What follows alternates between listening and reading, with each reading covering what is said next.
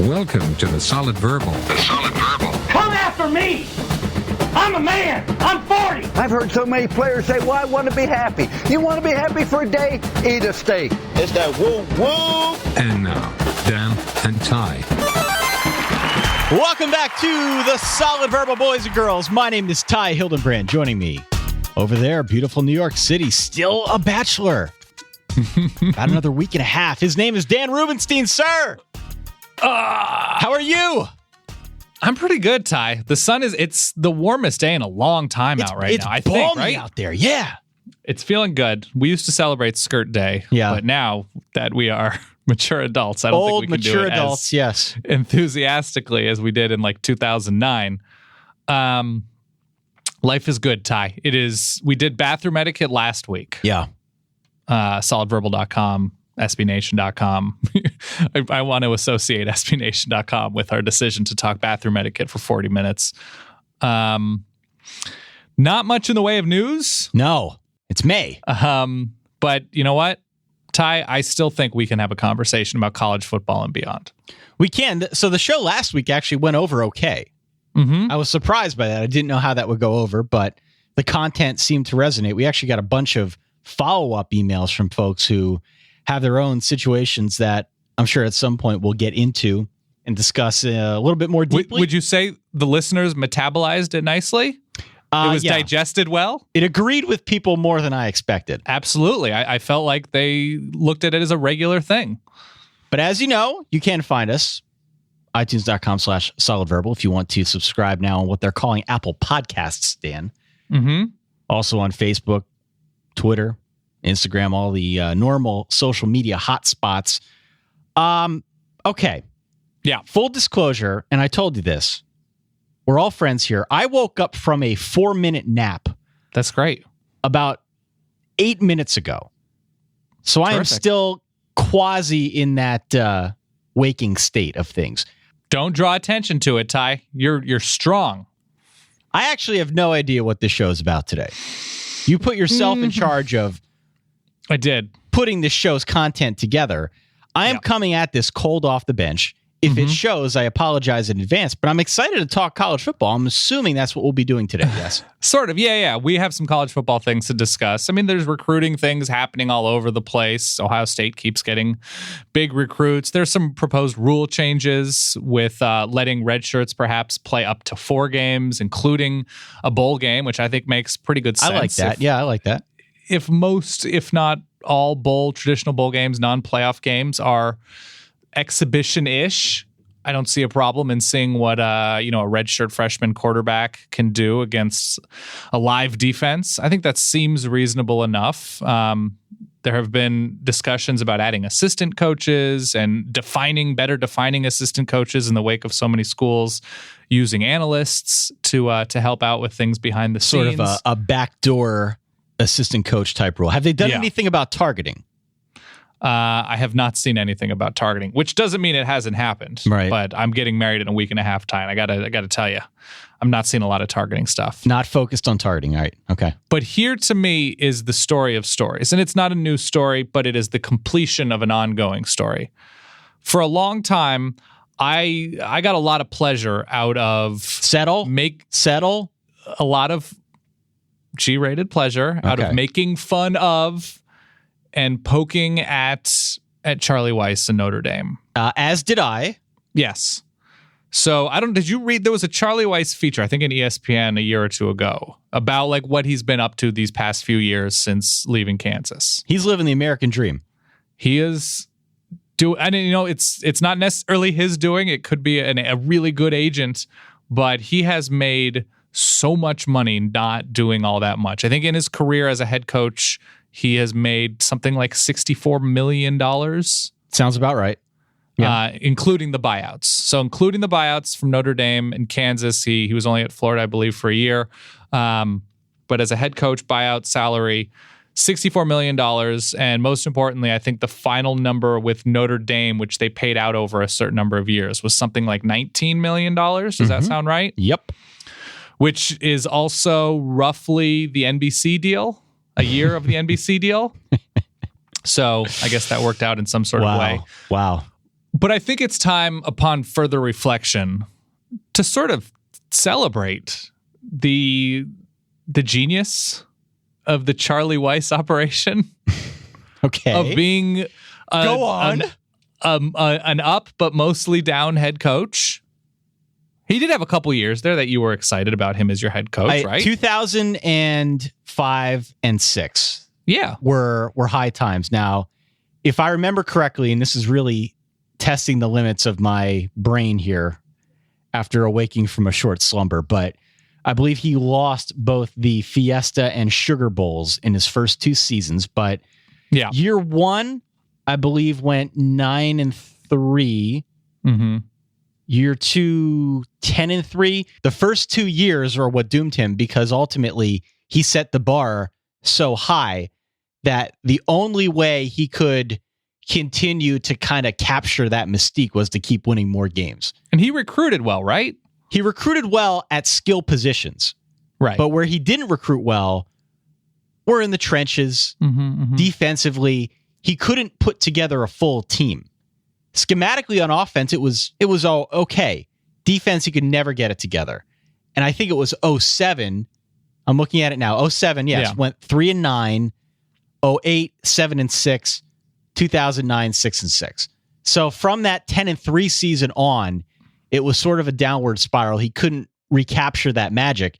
And that was ultimately his undoing. So yeah, it was an interesting little run there. Do you think that because when he was at Notre Dame, people enjoyed making fun of him and Notre Dame, the decided schematic advantage, the fact that he was like this NFL guy who tutored Tom Brady, he's a Bill Belichick guy coming to college, and he's going to, not necessarily revolutionize, but he's going to dominate all the resources of Notre Dame. And so he is this figure that is sort of made fun of, and everybody liked it when Notre Dame was failing under him. And then everything sort of shifts when he's done coaching Florida, Kansas. I think it was with Kansas City one year, right? Yeah. Right. And then goes to Kansas, and everything sort of shifts. And now he's sort of appreciated in a very strange way for getting all of this money from Notre Dame, especially, but also Kansas. Do you think there is another, or even an active school and coaching situation that is currently sort of hated that could be turned into a positive thing because the coach seemed to get so much money out of them as a buyout? Oh my God. Because I think it's like a perfect storm. People definitely still look at that situation and get the warm fuzzies thinking about what Weis was able to pull off just as a employee. Mm-hmm. But as a coach conversation goes, I don't know where else you could try and even compare that type of situation. Does anything come to mind for you? Well, there are certain coaches, I think, and schools that are naturally disliked outside of those schools. So like Jim Harbaugh in Michigan, people seem to like rooting against Michigan on a certain level because of the Michigan man thing and, the sort of looking down factor that Michigan people have the reputation of, and Jim Harbaugh coming in from the NFL and, demanding all of this attention with all of his, supposed antics, whatever.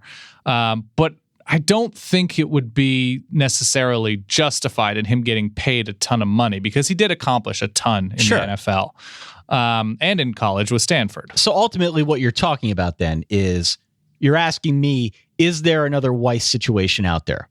Right. Is there somebody who is generally viewed negatively at a school that is generally viewed negatively, that if he were able to extract a good amount of money as a buyout, he would be looked at as favorably? Now, this is also to say people that we know and that we've read who have spent a lot of time with Charlie Weis think he's like a hilarious, sarcastic, likable dude. Right.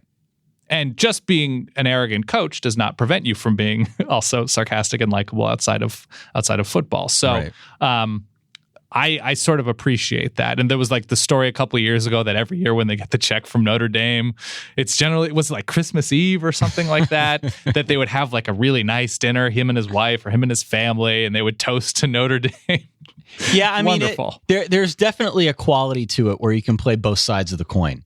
Mm-hmm. The whole Notre Dame aspect and his mannerisms while he was there, like I said, represented all the reasons why people don't like Notre Dame.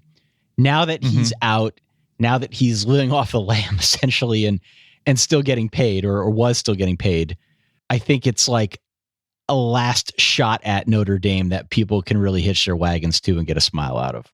Yeah, I mean, there's Urban Meyer's somewhat unlikable to people around college. But Urban football Meyer's been successful. He's been successful. Nick Saban obviously is unlikable, has been extremely successful. I don't think there's anybody who has a personality that right off the bat rubbed people the wrong way, fair or not, at a place that people like rooting against.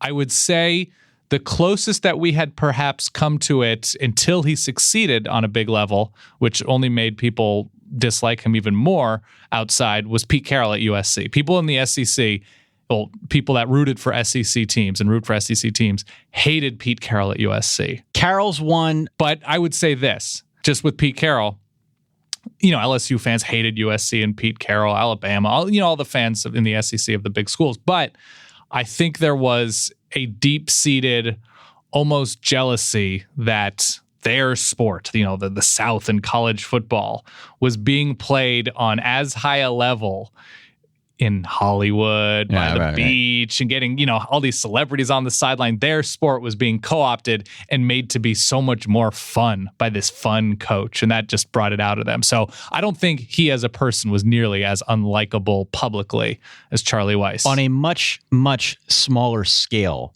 Yeah. There was a hint of that before last season as it relates to James Franklin. James Franklin was... you're more local to that, yeah. More local. Like I said, it's more of a hyper-local scenario. Yeah. But Franklin is so counter to the past 50 years of Penn State football. Mm-hmm. And certainly during the Christian Hackenberg era, the way that went down, it did not look promising.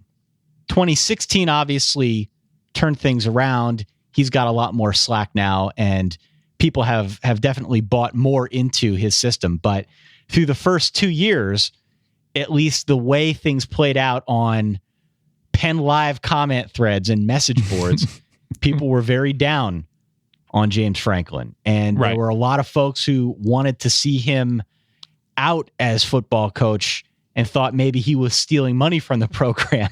Right, sure. So, yeah, wow. Tough question. Yeah, I just don't think people from Pennsylvania recognize how difficult it is to win 9 games at Vanderbilt. No, they don't. They don't. Yeah, that's... absolutely not.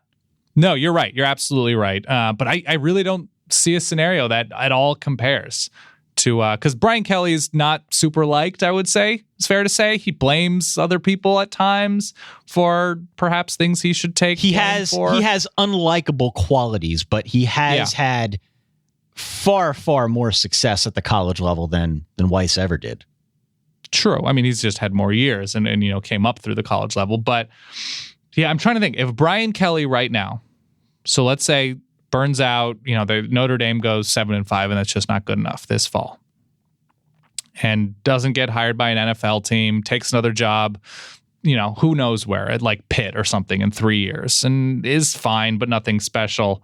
But it comes out that part of his buyout with Notre Dame is Charlie Weis-esque. Do you think people have that same reaction? No, I don't. Weis was such a different scenario because he was almost billed, being a Notre Dame grad, he was billed as like the savior for the program. Right. Brian Kelly came in at a time where they needed someone to stabilize the ship and rebuild from the ground up. But he was never billed as the savior. I think he was billed more as the guy who wanted the job the most. Right. And someone who came in who was a solid coach at the college level who could come in and make a difference. But there's just nothing in my mind that compares. There are plenty of scenarios out there where I think a fan base or, everyone outside of a fan base might root for a Jim Harbaugh, like you said, to fail for their own personal reasons, but nothing to the Weis extent. Fair. And Charlie Weis, he is in Florida, just sort of hanging out. I believe so at this point. Yeah. So do you, and listen, I'm not going to give anything away as for your day job, but I think it's fair to say that your day job is not a job in which you will be coming into $19 million. Probably not. I don't know what the bonus situation is going to be this coming year, but no. Sure. Signs would point to no. Have you thought about what you'd spend that kind of lump sum on? Well, if we go the Super Troopers route, I'd buy a $19 million car. Otherwise, wow, $19 million is... So here's what I'm going to say. you can't spread it over anything. So I'm going to say, like, you can buy a $19 million house, which is pretty tough to do in Allentown. I've done the research. I could buy the city of Allentown for $19 million. Do you know how many, I did the research, how many homes in Allentown are currently listed? I looked on a couple different real estate sites for more than $1 million.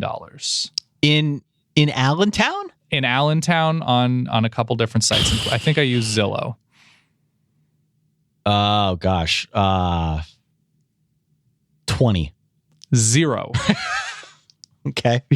There is a super nice house listed for like $950. Okay. So I tried to figure out how you could spend $19 million in Allentown. It's very difficult. I could buy every Yakos, yeah. You could buy like every apartment building in the greater Lehigh Valley, and you probably wouldn't get to 19 million. But I looked it up, and if you were to, so you have to buy land. You get 150 acres for like $1.5 million. It's not that much, all things considered. $1.5 million. You buy your $1 million house, $965,000, whatever. You buy 150 acres. I looked up how much it would cost to build a water park, not for yourself, overall. Like major slides, Ty, commercial slides. For like one of those slides that has 4 different like tunnels and outlets and a pool and everything like that. Yeah. Lazy River. You're talking, oh yeah, all of these things. The upper level that has multiple slides in the same structure is about $90,000. Oh, wow. So you'd have, if you bought 25 of them, and just built a mega water park, and discounting insurance and, you know, all the stuff that goes along with it, employees and everything. But you're talking about the better part of like $5 million for the land. You could build an arcology for $19 million here in Allentown. Well, it's only like $5 million. You'd have to become a water park baron. There's already a water park here, though. That's the problem. What is it? Dorney Park in Wildwater Kingdom. Do you think it could be improved upon? I don't know.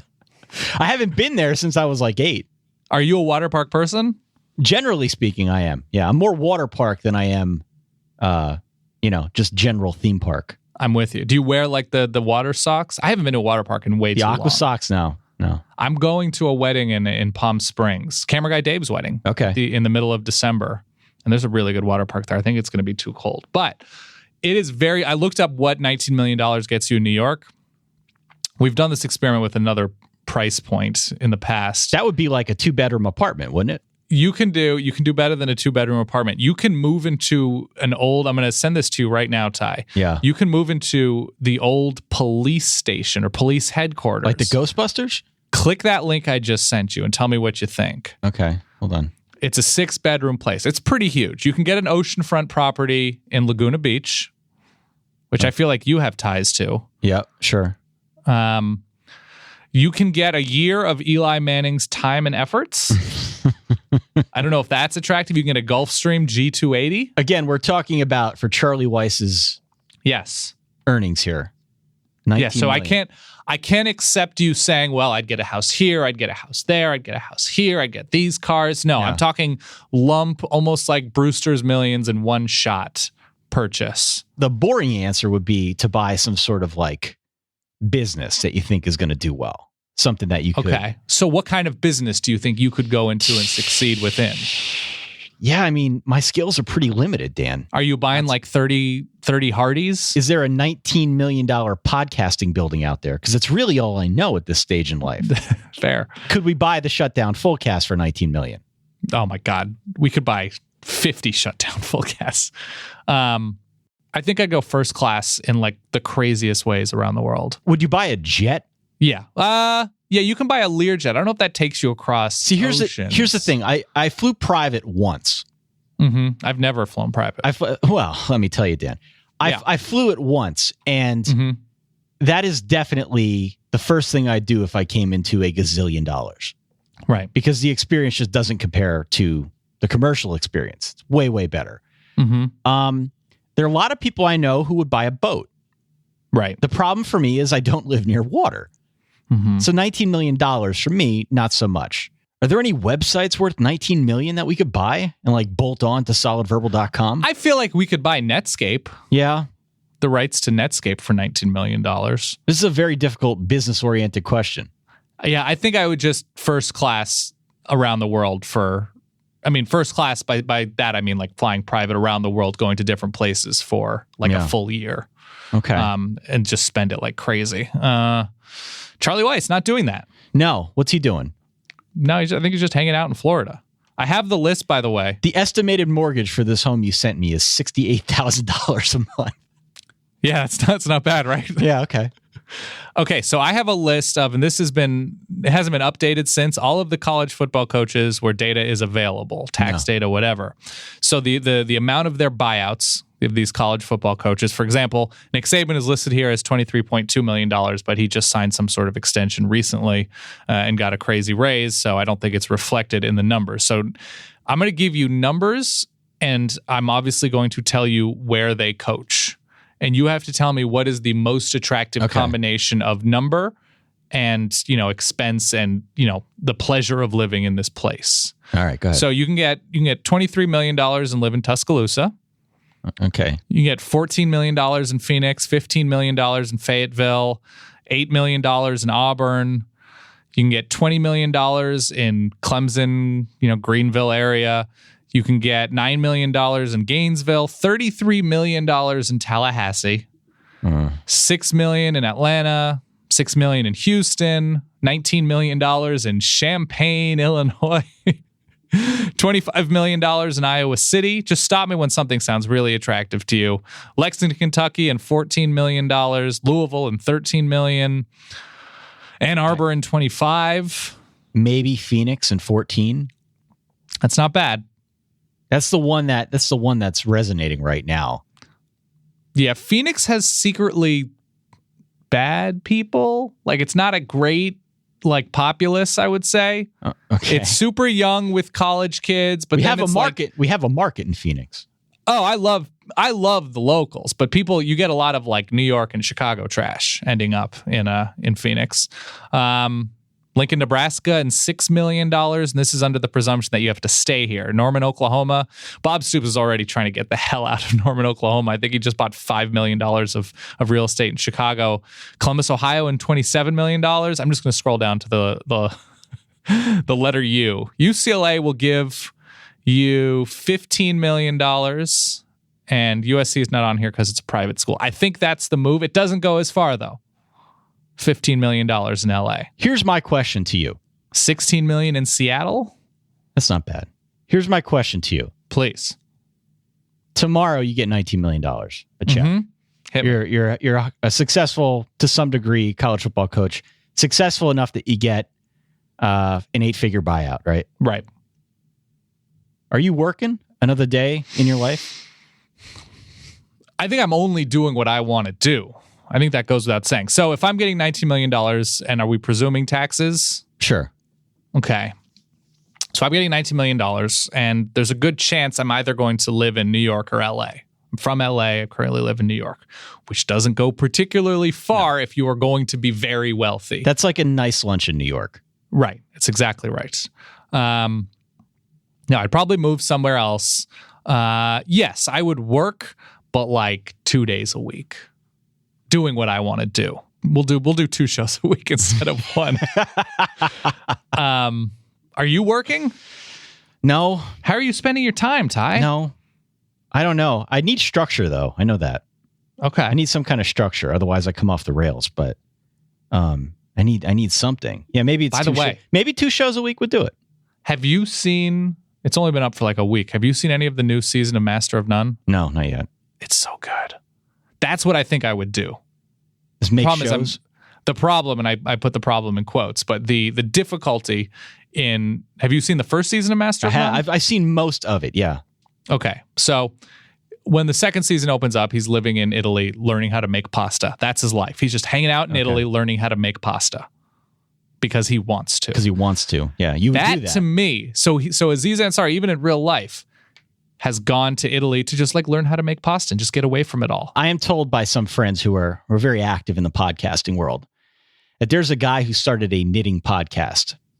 A knitting podcast? Knitting podcast. He had no level of knowledge whatsoever on knitting, but he started a podcast and he got very popular. This is his adventure learning to knit?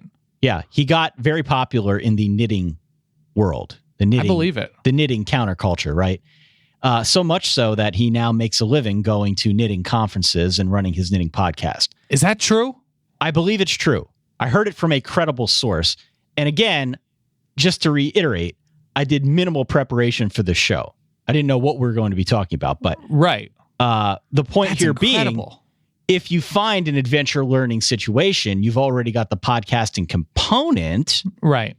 Perhaps there is the Dan Rubenstein knitting, the Ty Rubenstein knitting equivalent out there. Mm-hmm. Did you just call yourself Ty Rubenstein?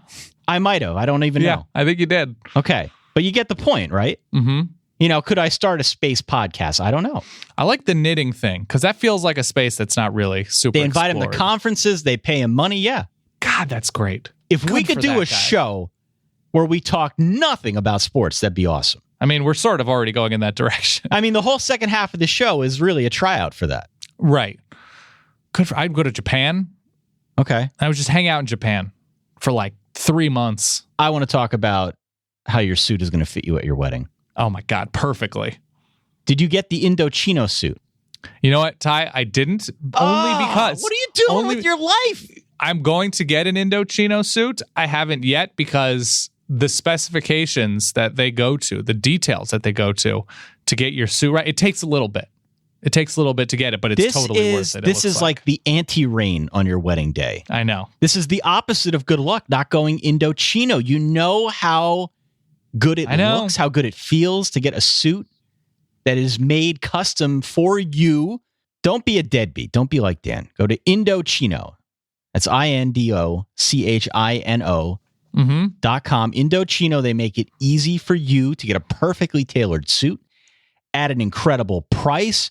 You can choose from hundreds of top quality fabrics. Personalize that suit just the way you want it. Whether it's for work or a wedding, another special occasion, Indochino, they suit up hundreds of thousands of guys. They're now the largest made-to-measure menswear brand in the world. Say that 10 times fast, Dan. Mm-hmm. All you got to do is visit Indochino.com or drop by one of their 9 North American showrooms. You can pick from hundreds of fabrics and patterns, customize the whole thing to the nines, submit your body measurements, then you kick back, you relax, and you get ready to step into the best, most stylish suit you've ever worn in just 4 weeks, Dan. This week, our listeners can get any premium Indochino suit for $379. I don't know why I'm whispering, but $379 at Indochino.com. Just enter the code SOLID at checkout. That's 50% off the regular price. A made-to-measure premium suit. Shipping is also free. Again, Indochino.com, promo code SOLID. Any premium suit, $379 and free shipping. Don't worry about badly fitting suits, expensive trips to the tailor ever again. Look like $1 million. I went suit shopping with my youngest brother, Alex, for my wedding.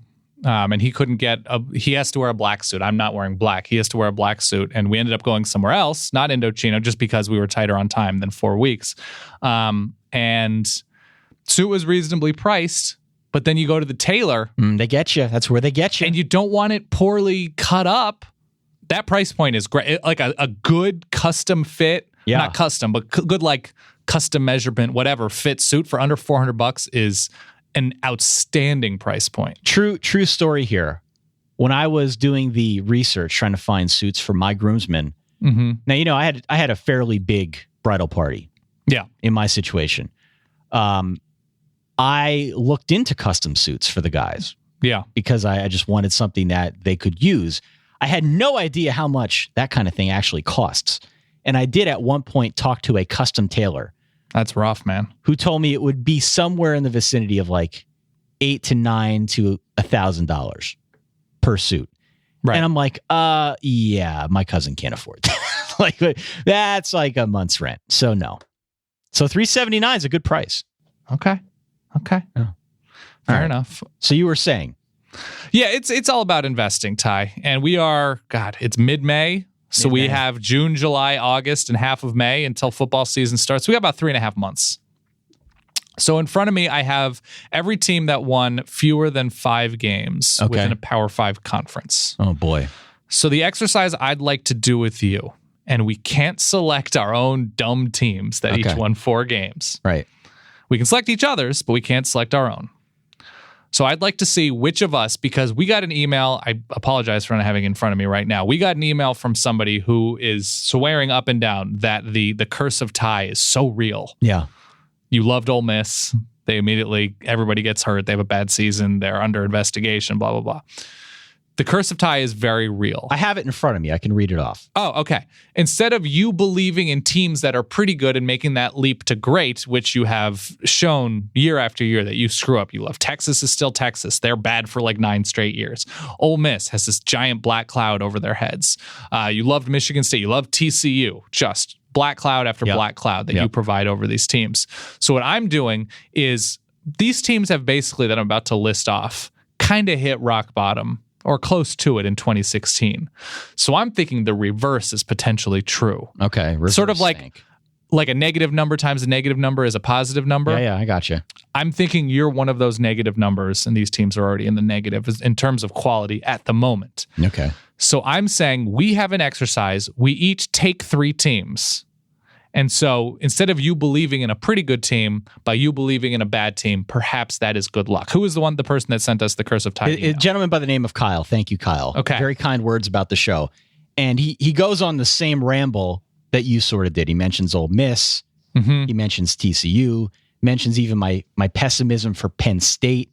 That's right. He said he even went so far as to pick the opposite of his gut feeling a few weeks into the season, and picked West Virginia on Oklahoma State's homecoming, which made for a fun weekend in Stillwater. And he said it just seems remarkable that everything he hated turned to gold and everything he liked turned into a turd.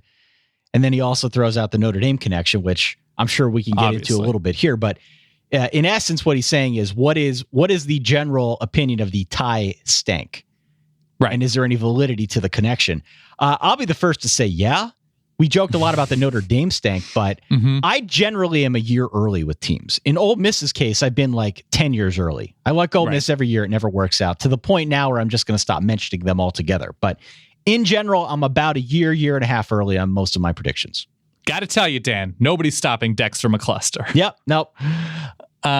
So here's the list of teams that won fewer than 5 games in 2016.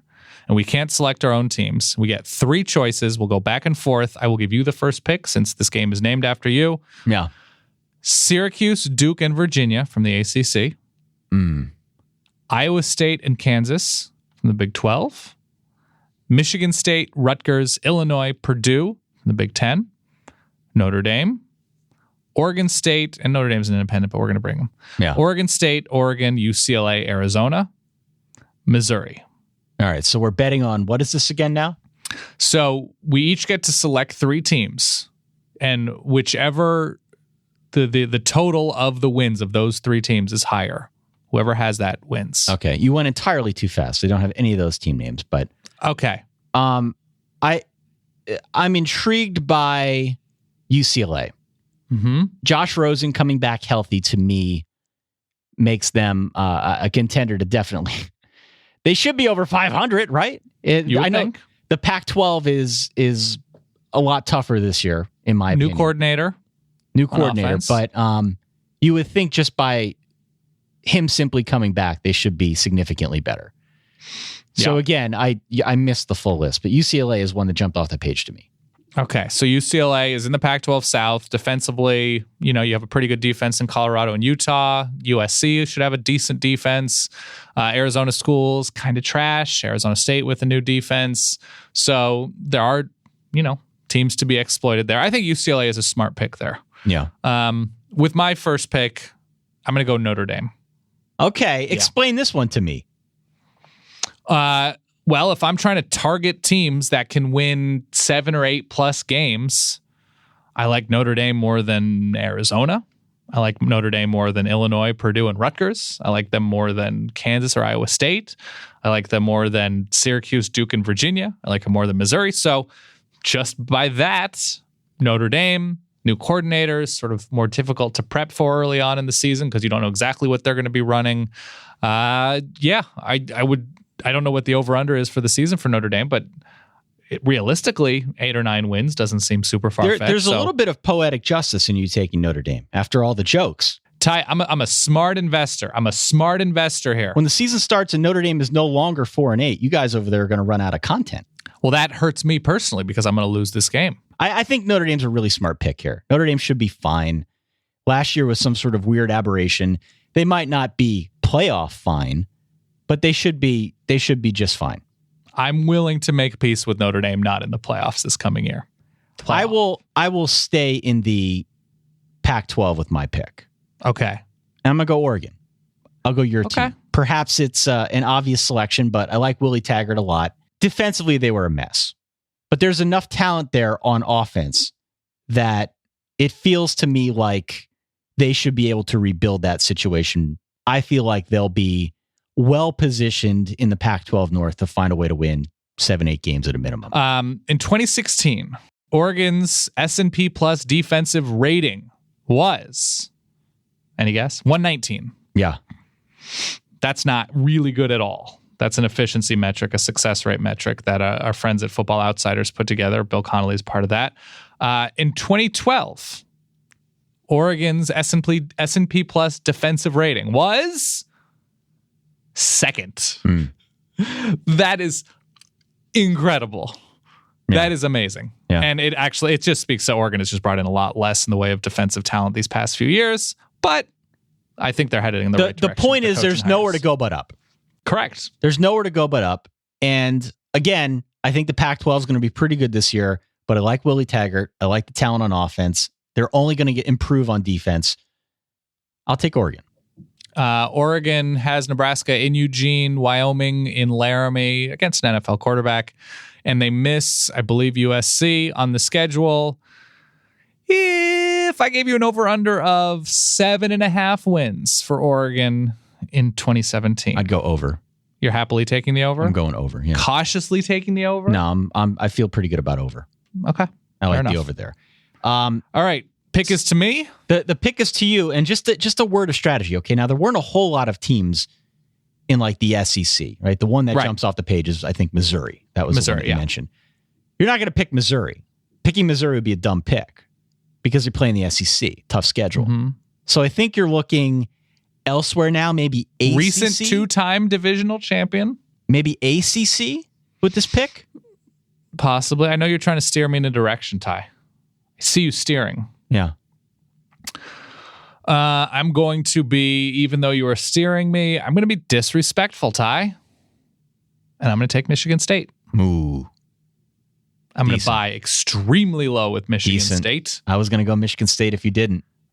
I'm going to go Michigan State, not because I am a big, full believer in Sparty moving forward, but I feel like talent-wise, they have the capability to do more than a number of these teams on this list. It's still not a great division, but they gave Michigan all they could handle for a bit last year. They were in the Rose Bowl recently. I like their coaching staff still, and I know there's more. I think there's more turnover at quarterback. But even with all of that, ceiling-wise, given recent history, I'm going Sparty. I'm looking at their schedule right now. Yes, they're at Michigan. Yes, they're at Ohio State. Yes, they have Penn State on their schedule, but they have Maryland and Rutgers. Notre Dame is at home. Iowa's at home. Western Michigan's without PJ Fleck. Bowling Green still without Dino Babers. Road games outside of those games aren't the worst. Minnesota, Northwestern. So I feel like we can get to 8 wins this year, and that's pretty good. Okay. All right. So the pick is back to me now, huh? Pick is back to you. Wow. So I can refresh you with teams if you forget. I'm looking at standings now. Okay. So I feel like I can do this. The herd is thinning very quickly. True.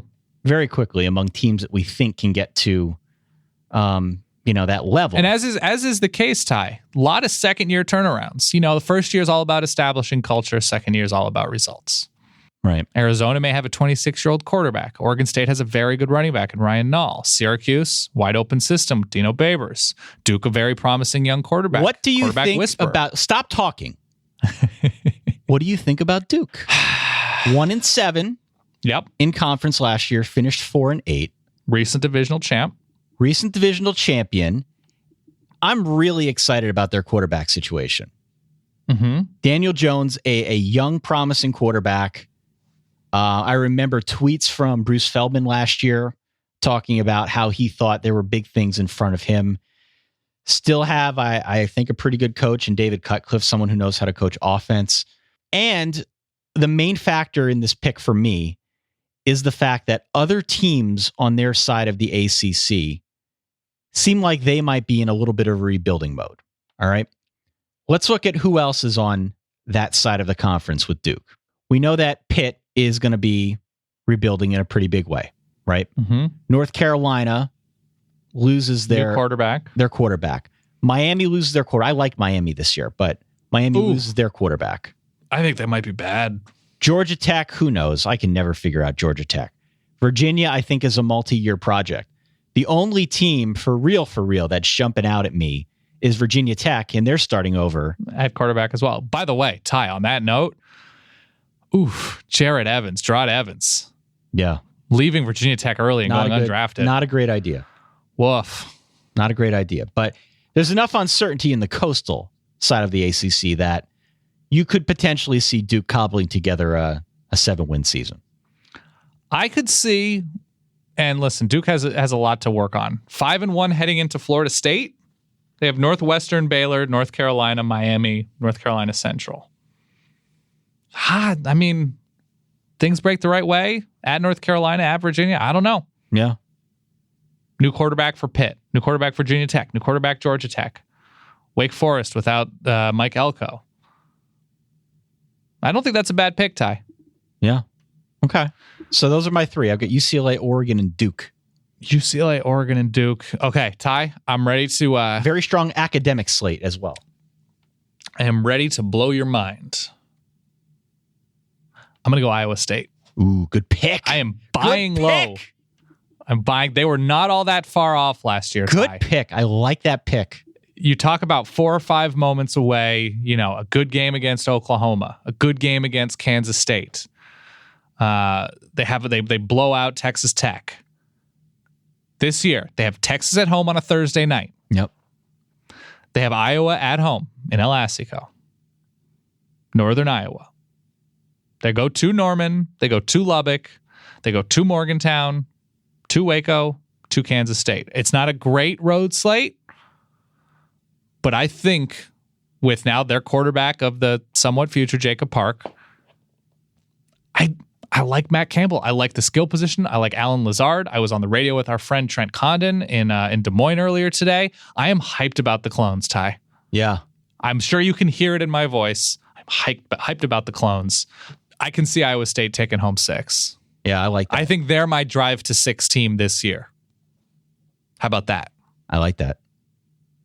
So Iowa State, Notre Dame, Michigan State, Mr. Midwest. And I'm Mr. Pac-12. That's true. Pac-12 and Duke. You have a good Mother's Day? I did. Is Mama Rubes nervous at all?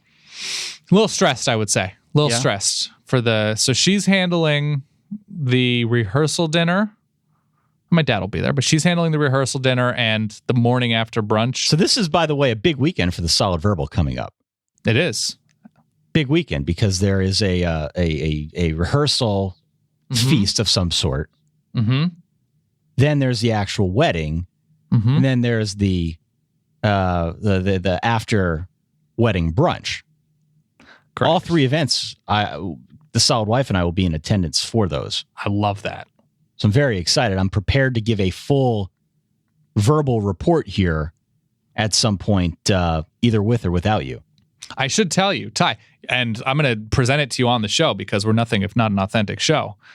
If you want to speak, if you want to say some words at the rehearsal dinner, you may. Oh, wow.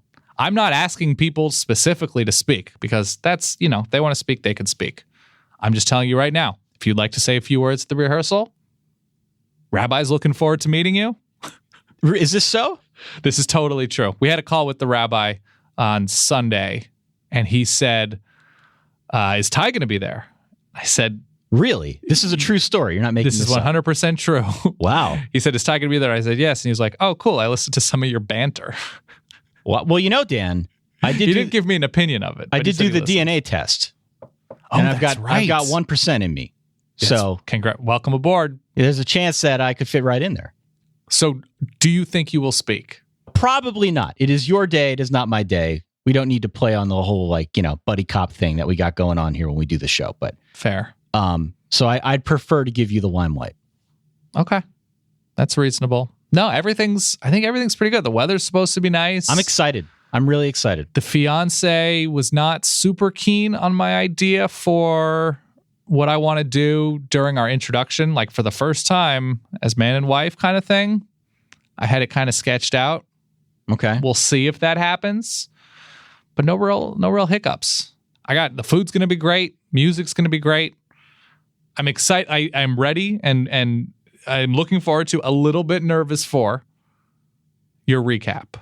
Well, you should be, because you were somewhat critical of my music selection. That was my only critique. You were somewhat critical, Dan. So I'm not my only critique. But you know what, Ty? I'm not going to handle this wedding with kid gloves. I'm going to be honest here. I don't just talk the talk. So this is a reference to the fact that I said, not a big fan of Don't Stop Believing. Yep. Furthermore, not a big fan of 80s rock played at a wedding for a dance floor. It's not a rock floor, Ty. It's a dance floor. The natural fissure here between you and I is that my wedding was much more of the traditional variety. And yours, based on the hints I've gotten, will be anything but. Yeah. That's my doing. The differences here will be highlighted in our style of wedding. Yeah. And there will be some criticism. I hope you're prepared for that. I hope it doesn't strain this relationship. I don't think it will, but we should also realize that it's neither one of us is fully in charge. No, never. That's the way it works. But no, I welcome the critique. I am excited for you and Solid Wife Kate to come out and celebrate. I'm excited. I am. Do you have any plans that you want to get done? Chicago? No. I'm an open book. Book. I can tell you we probably won't be as gung-ho on the food circuit as you might be when you go to a new city. When do you get in? We get in early Saturday morning. Are you going to try to get deep dish pizza, Ty? I think I almost have to, right? Yeah, so the recommendation I've gotten, I haven't been to this place. I've been to the other places, and it's fine. Pequod's.